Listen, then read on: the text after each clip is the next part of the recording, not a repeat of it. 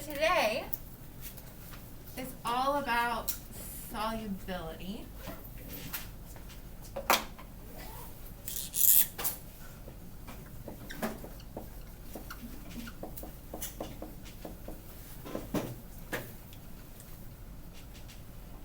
And solubility is defined as the ability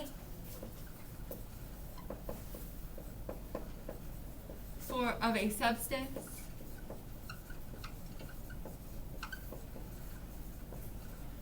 to dissolve in water.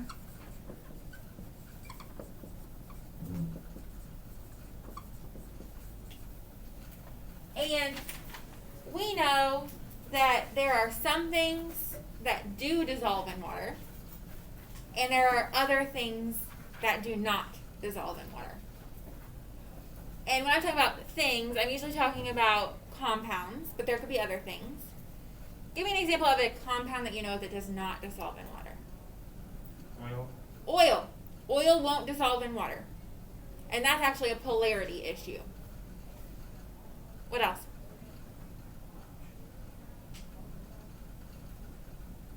Does sand dissolve in water? No. The beach wouldn't be very fun if it did. Okay? There are a lot of compounds that don't, but today we're talking mostly about the ones that do. Okay. When you dissolve a substance in water, there are factors that affect solubility.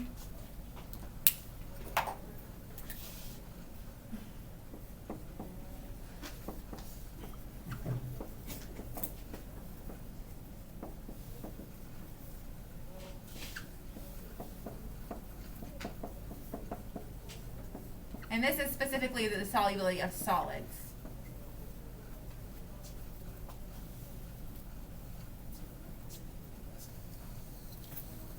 So you have a chunk of sugar, let's say. We know sugar is soluble.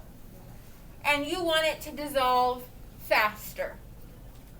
What are things that you could do to make that sugar dissolve faster?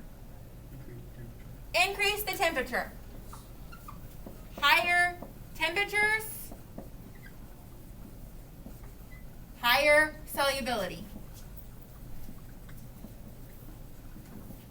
That's why if you like sweet tea, going to a restaurant and asking if they have sweet tea and then bringing you a glass of iced tea with the packets of sugar, it's just not the same.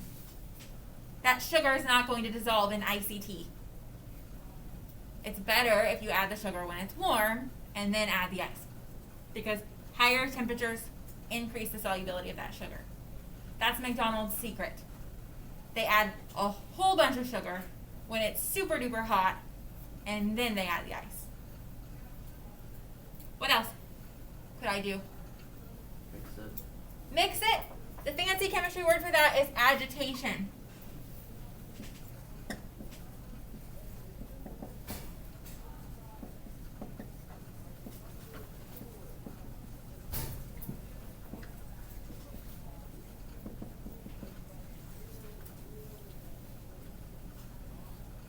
Stir, shake, mix, whatever you want to call it, that increases solubility.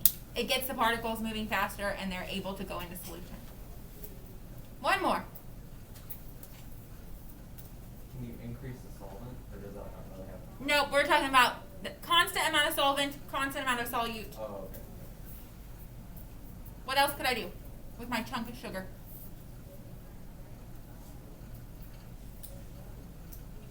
What if I crush it up? Increase the surface area.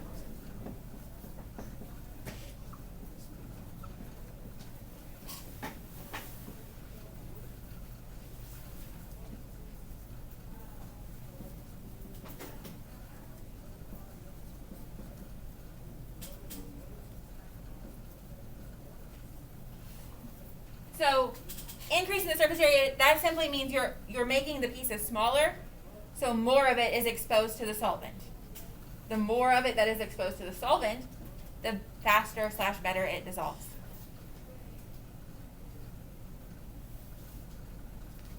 Question so far? Okay, so this is all for a solid and a liquid, water. There's also the solubility of gases in water, which is Henry's law.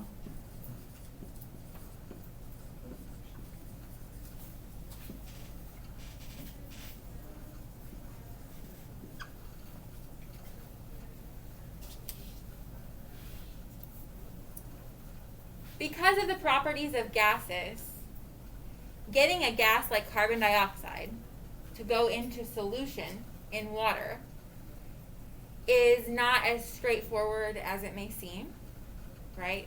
You don't just have water sitting on your counter and all of a sudden the carbon dioxide just jumps in there. It requires high pressures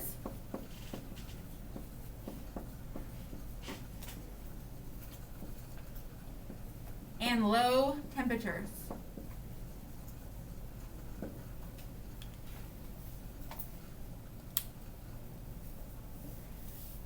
So, high pressure, if you pressurize those carbon dioxide particles, they have no choice but to slow down and kind of smush into the water. At a low temperature, again, they have no choice but to slow down, and that makes it where they can go into the water. This is why whenever you open your can of soda, you hear that noise, that popping, fizzing noise. They pressurized it to keep the gas in the liquid. When you open it, some of the gas escapes. You're at a lower pressure now. This is why cold soda is fizzier than warm soda, because more gas stays dissolved at cold temperatures. Make sense? Questions? Okay. So, assuming you have a compound that dissolves in water, you can create what we call a saturated solution.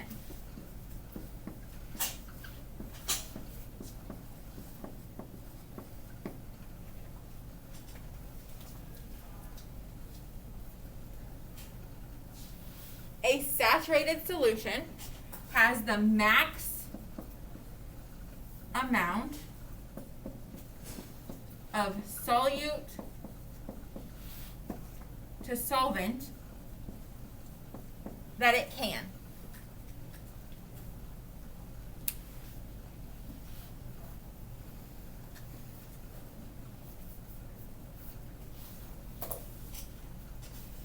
And each substance has its own amount that could dissolve. It's grams of solute per milliliter of solvent. Some things you can dissolve more of it in water per milliliter than others. But regardless, once you've reached the max amount, you have a saturated solution. If you don't have that much, it's an unsaturated solution. And if you have more dissolved, it's called a supersaturated solution. How would I get a supersaturated solution? Get more to dissolve than is allowed. Maybe increase the temperature. Increase the temperature. At a higher temperature, I'm going to get more stuff to dissolve, create a supersaturated solution. But then the problem is, as it cools, it can't stay anymore, and it starts to come out of solution. If you've ever made like the snowflakes with borax, that's creating a supersaturated solution. Maybe we'll do that at the end of this unit if we have time. It's not really winter, but whatever. Questions? This is a constant for each solute. How much of it will dissolve in a milliliter of water?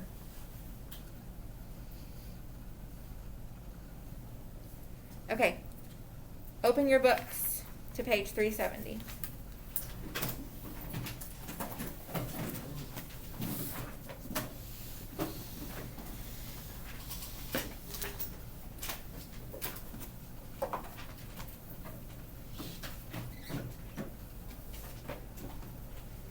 If you're looking on your computer, it's section 12.3.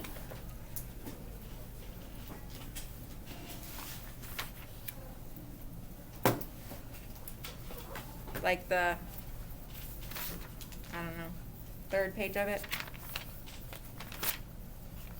At the bottom, table 12.5 says solubility rules for ionic compounds in water. These rules tell us if something is soluble or not, ionic compound wise. And all you do is you look at your ionic compound, the positive ion and the negative ion. You see where it falls in this table. If the answer is yes, then it does dissolve in water. If the answer is no, then you put it in water and nothing happens, like sand or chalk. Okay, so if you have a compound like potassium chloride, is a solid ionic compound.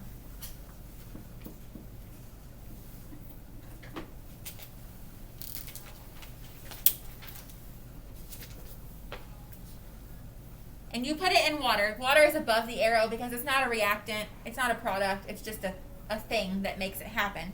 Kind of like heat is a thing that makes it happen sometimes. If it is soluble, which this is because the very top row says potassium compounds are soluble, water will cause it to break apart into its ions. And you'll wind up with potassium ions and chloride ions. And they'll be called aqueous because now, AQ, they're dissolved in water. Solid before, aqueous now.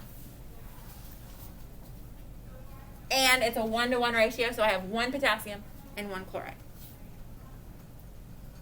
Let's do another one.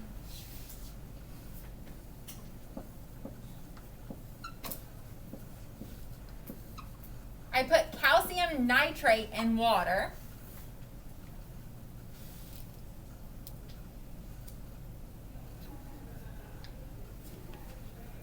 I ask myself, does it dissolve in water? Yes or no. Is it soluble? Yes. The second row says all nitrates are soluble. Calcium, group 2, 2 plus, now it's aqueous. 2 nitrates,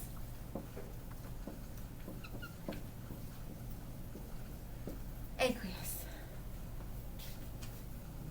This 2 out here tells me that there are 2 nitrates for every 1 calcium. When they dissolve, that has to be true. 1 calcium, 2 nitrates.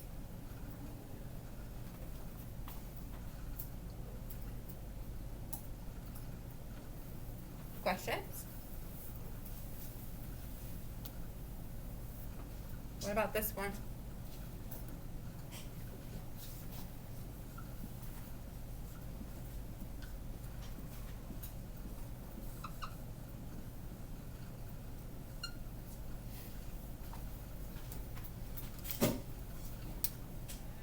Strontium sulfate. Soluble? Read the almost bottom row above the bold. Sulfate, except when combined with barium, lead, calcium, strontium, or mercury. When sulfate is combined with strontium, it will not dissolve. You'll put it in water and you'll get nothing. No reaction. You'll get some wet strontium sulfate.